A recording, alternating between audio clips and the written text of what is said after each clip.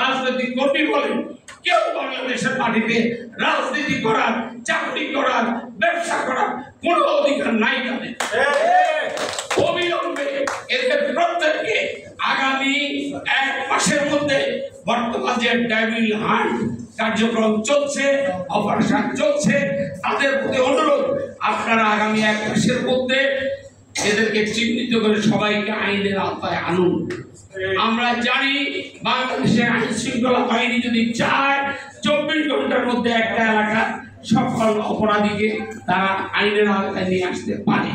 তাহলে কেন যারা উত্তরাতে মানুষকে হত্যা করলো, যারা যাত্রাবাড়িতে হত্যা করলো, যারা মিরপুর হত্যা করলো, যারা বাড্ডায় হত্যা করলো, যারা মোহাম্মদপুর হত্যা করলো, যারা কদমতলীতে হত্যা করলো, তারা কেন স্পেসিফিকলি আপনার অ্যারেস্ট হচ্ছে না?